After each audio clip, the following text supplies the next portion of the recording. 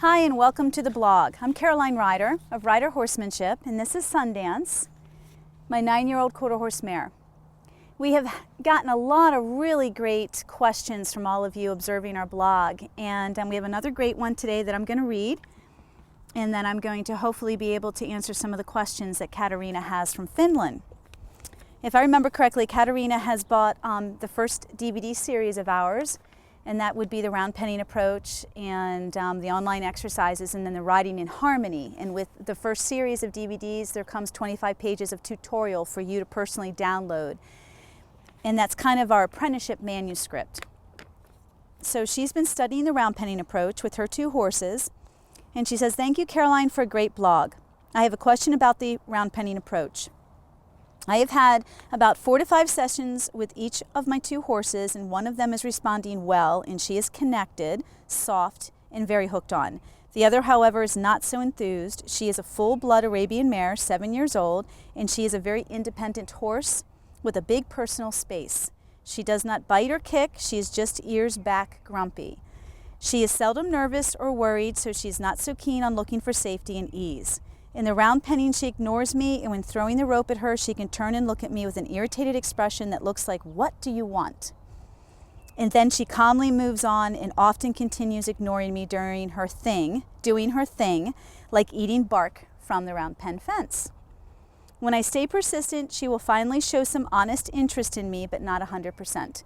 Do you have any advice for how to win over a more self-confident and cocky horse when doing your round penning approach?" And I certainly do.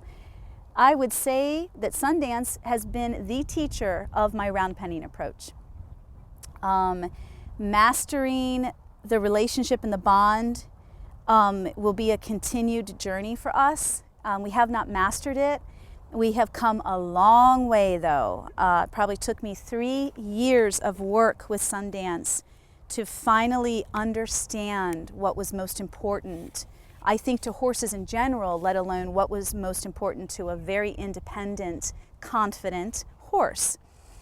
And that would be my round penning approach, or my DVD on round penning, is what she has taught me. And it gets a lot deeper than that. It gets a lot deeper than that. So when we first observe the DVD on round penning and we think about the power of intention, and the power of position, and the power of movement, there are many layers to all of that. And what's beautiful, I believe, with taking that mindful state, that state of awareness of where you need to be for your horse, your mindfulness, where you need to be in your position, and how movement influences movement. This allows you in this space, this wonderful space, to figure out what works for your horse. I work with so many different horses and so many different personalities, and horses that come with so many different experiences, and some very negative.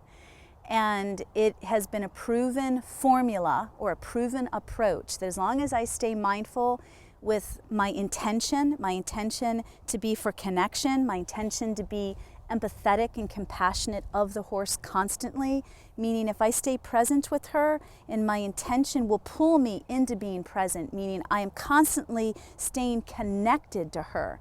And I can't stay connected if I'm not paying attention, and she's not paying attention to me. So the beauty of the intention is, by staying so connected and present and mindful, it should allow you the time to begin to really read those moments of dialogue and communication. Your horse is constantly giving you feedback. I'm not there, Katarina, to observe what's going on between you and your horse. All I can do is coach you and say that if you break this process down and know that it opens Pandora's box of all possibilities, meaning what you're doing right now is just the surface of things. We don't change the power of intention, position, or movement, and we don't change the ability to bring a horse into this environment and work. We just dig deeper and deeper and deeper, meaning complicated horse like Sundance, very complicated, very complex.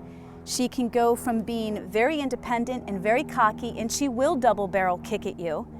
And it took about 2 years to undo some of the damage that was done to her before I got her, which meant 2 years of bucking under saddle. So where I'm going with all of this is just because she presents an independent, I don't need you attitude, if I push too hard, I would blow her.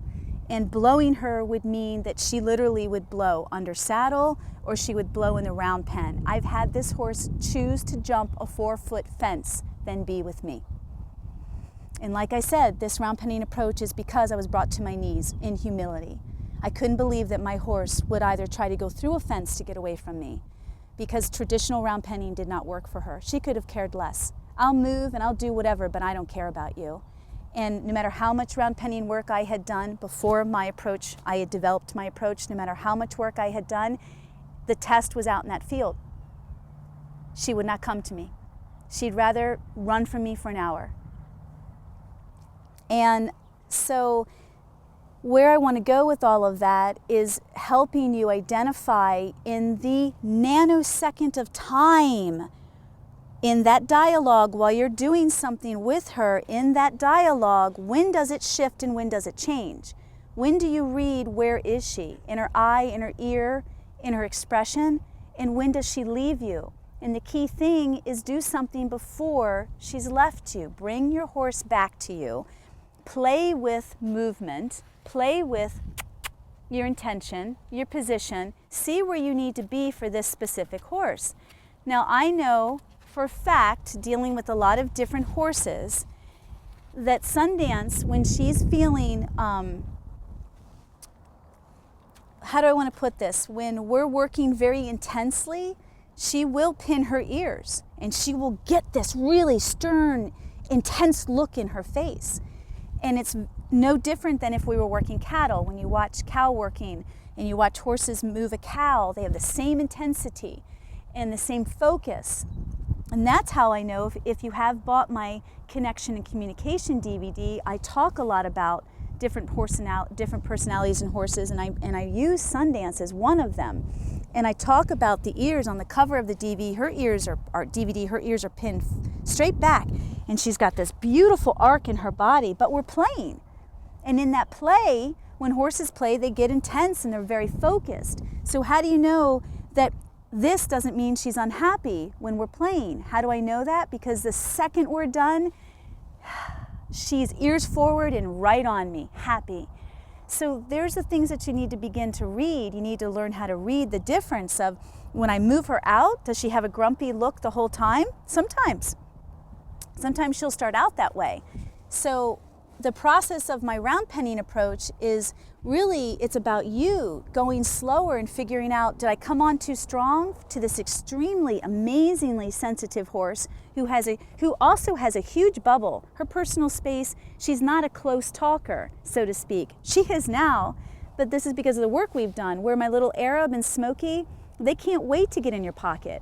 And they don't care how close you are. Sundance never enjoyed this. It took a long time for me to figure out what worked for this horse and how to get to her heart and to her mind and get this huge level of acceptance and trust from her.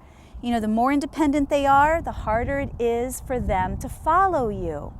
Horses are natural followers. So she's already her own leader. She doesn't need anybody. She grazes by herself. She's the easiest horse to take to different places. She adjusts the easiest. So I have to figure out what is it, and what helps me figure her out is watching her with my other horses. And she respects my two geldings. She looks up to them. So watching the dialogue between the two of them allows me to figure out she really does like a strong leader. She really likes someone clear and fair. But how strong do you need to be for this horse?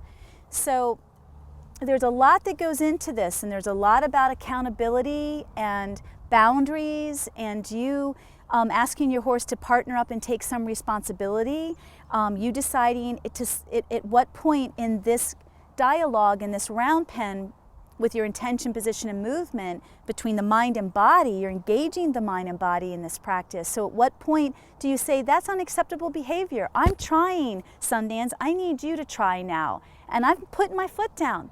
And when I put my foot down, I know what works for horses. I'm gonna move you out a little bit. I'm gonna put a little bit of pressure on you. Movement inspires movement, and move you out. And in that process of trying to figure out if that's a solution for you and your horse, When can you bring that horse back on your terms?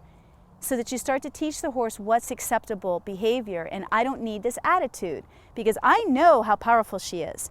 And she still can leave me. She won't buck by any means, but she still can leave me, and she still can kick out at me if I come on too strong, or if she's just in a different place where she doesn't feel like partnering up. And a lot of the time Sundance is not your typical horse, meaning she just really doesn't have a strong work ethic. She just really could care less. She'd rather bond like this. Food is huge for her, and I do believe she'd love to have a baby. She's a great nurturing mare. She's gonna lick and chew on that. She loves to nurture. I see it in my clinics. She loves to take care of people. She's a very nurturing horse, but the complexity of all of that is, my gosh, joining up with her used to be impossible. So let's look at some of this, and let's just look at some of her behavior. She's, pretty quick. My intention is that she stays out a little bit. Thank you. My position is back behind her rib cage, and I have really nice looking ears. I'm going to ask for her to partner up more, meaning now I'd like some more movement. And what little can I do? 1, 2, 1, 2, 1, 2, before I bring up that. And the ears go back a little bit, good girl. But mostly the inside ear is on me, and the outside ear is checking in on the environment.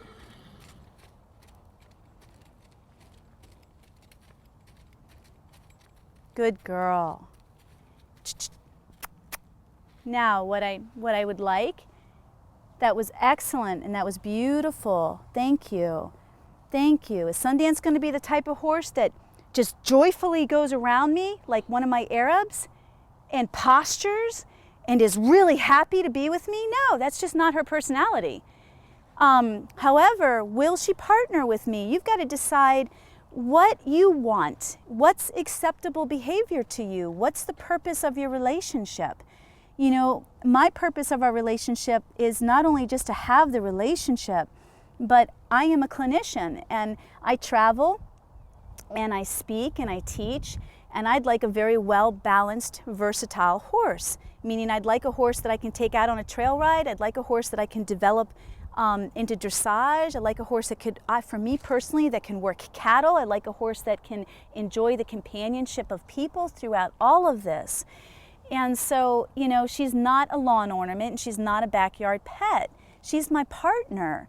And it's really important to me that she understands those parameters of our relationship, that I need her to step up to the plate and be with me. How I go about asking and helping to develop that within her means everything. That is the approach.